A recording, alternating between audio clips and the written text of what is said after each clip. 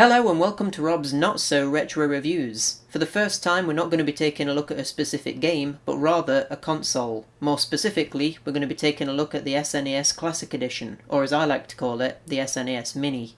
When the NES Mini was released about a year ago, I wrote a review for it which is available to read on my blog. My general impressions of it was that it was a great piece of hardware which had some fantastic games on it, and these could be played with a replica NES controller, which added a lot of authenticity to the experience. However, its wire length, the lack of some absolute classic games, the fact it only comes with one controller, and the lack of any manuals available on the system itself, forced me to give it a 7 out of 10. It's obviously still a great little device, but it had flaws. Now we go forward in time a year, and after the sellout success of the NES Mini, Nintendo have released the successor to that product, the SNES Mini, otherwise known as the Super Nintendo Entertainment System Super NES Classic Edition, which isn't a mouthful at all. Upon taking this thing out of the box, there are several things that make it better than the NES Mini. The most important thing is that it now comes boxed in with two controllers rather than having to buy one separately.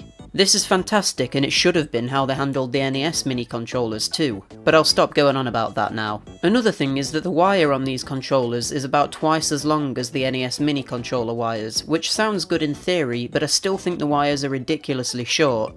I mentioned in my review of the NES Mini that I think Nintendo were trying to capture some kind of nostalgia by forcing you to sit close to the TV while playing the device, like you would have when you were a kid because of TVs being so small. But if this is the case, it's just a bad idea. The original NES controller wire was far longer than both the NES and SNES Mini wires, so to have them be this short is unacceptable really. However, I happen to have extension cables for these controllers anyway, because both mini consoles use Wiimote controller inputs, so it isn't too much of an issue. But for anyone who doesn't already have these extensions, you're gonna need to get them if you want to play the SNES Mini in a decently sized room. Now let's take a look at the console itself. Mine is a PAL version because I live in the UK, and I personally think that this looks better than the NTSC version and the Super Famicom, but obviously that's just a preference. It's almost an exact replica of a real SNES, having a working power switch and reset button, which feels satisfying to use, and generally the system looks amazing. It's just so tiny and cute, it's ridiculous. Unfortunately, I don't own an actual SNES, so I can't do a size comparison between them, but what I can do is compare it to the NES Mini. It's actually smaller than its NES counterpart in terms of height and width, but it is slightly longer. But all in all, it's a very small system that literally fits in the palm of your hand. One aspect of the device I'm not too keen on is how you need to pull the controller section out to reveal the real controller inputs. I actually think this feels slightly plasticky, and I'm always worried about it breaking with it only being held on by one bit of plastic. However, this could just be me being overly protective of the device. The SNES Mini can't play real cartridges because A, it's too small, and B, the cartridge slot on top of the device is for show and can't actually open. The eject button is also fake and doesn't move or have any function besides making it look authentic. It outputs video with a HDMI cable and is powered by a micro USB cable, meaning you can power the device by plugging it into your TV rather than into a wall socket. You can obviously use a wall socket to USB adapter to power the device like a normal console, but you'll have to buy this adapter separately if you want to do this. The controllers for the SNES Mini are absolutely amazing and feel exactly like an original SNES controller. SNES controllers are one of my personal favourite controllers ever made, and they just feel perfect to use. The D-pad is great, the face buttons are all positioned perfectly and feel good to push, and the L and R back buttons work great too. Not only is the SNES Mini controller great for use with the SNES Mini itself though, but it also works with the NES Mini and with the Wii and Wii U Virtual Console by plugging it into a Wiimote. So the functionality with this controller is pretty good and basically gets rid of my problem with not having a second NES Mini controller, which has worked out pretty well. You can also use the Wii Classic Controller and the Wii Classic Controller Pro with the SNES Mini, because they have the same input. But really, there's no reason to do this because the system comes with two controllers anyway. But still, the option is there if you need it. Now let's finally talk about what the SNES Mini actually does. I can't believe we're this far through the review and haven't mentioned any of the games available on it yet.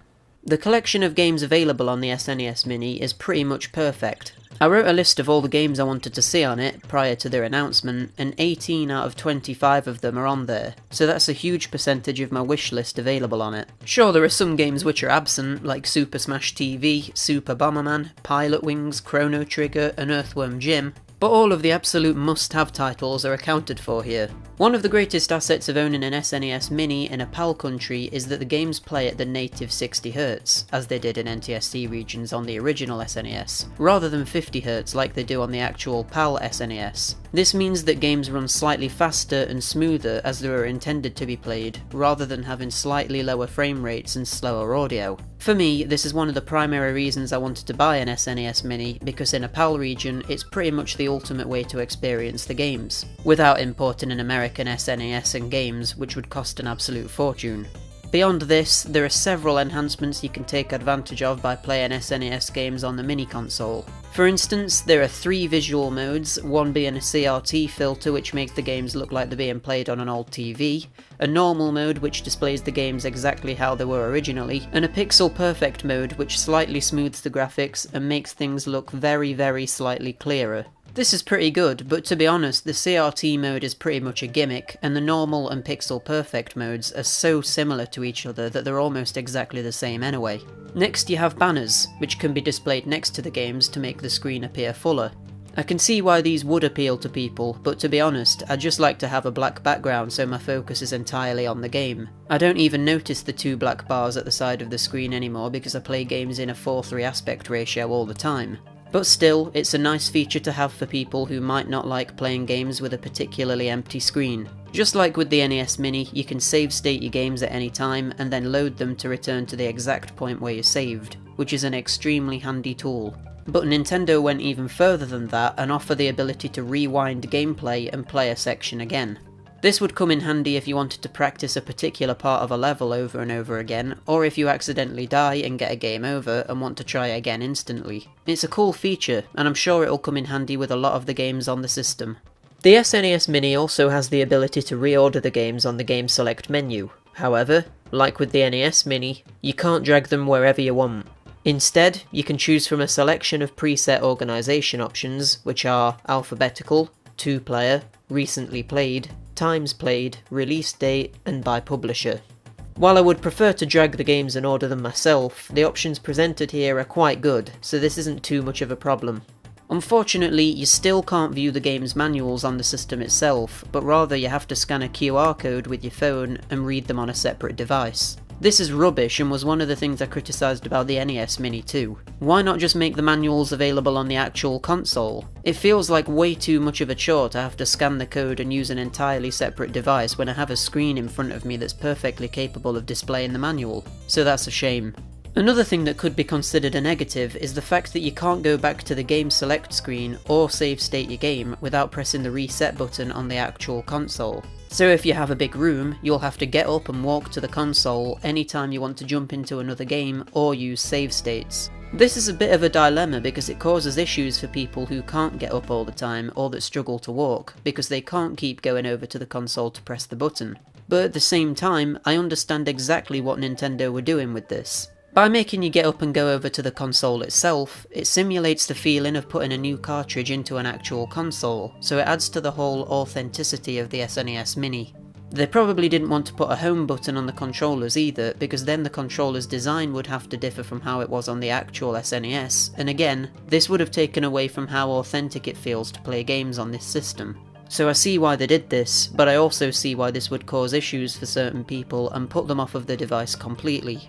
There is actually a way around this problem, because if you use a Wii Classic controller, you can actually use the home button and it works on the SNES Mini. But obviously, this will require you to either already own one of these controllers or spend money on getting one. So it's not the most ideal solution, but at least it's something. There's one more thing I want to say about the SNES Mini, and it's actually probably one of its biggest selling points. There are actually 21 games available on the SNES Mini, and you might be asking why Nintendo chose such a random number. Well, it's because there's a game called Star Fox 2 on the system, which is unlocked by playing the first level of the original Star Fox. The reason this is so important is because Star Fox 2 was never released on the actual SNES, despite actually being completed. The reason for this is because by the time the game was finished, the N64, Nintendo's new console at the time, was about to be released, and they didn't want to put people off of buying the new console by still showing support for the old console. What this means is that Nintendo have been sitting on this unreleased game for over 20 years, and it's never been available in its fully finished state until now.